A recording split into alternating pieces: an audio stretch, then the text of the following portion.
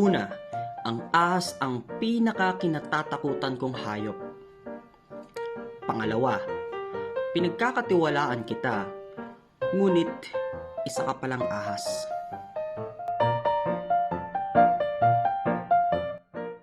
Una, isara ang pinto. Pangalawa, huwag mag-alala, palaging may magbubukas na pinto para sa'yo.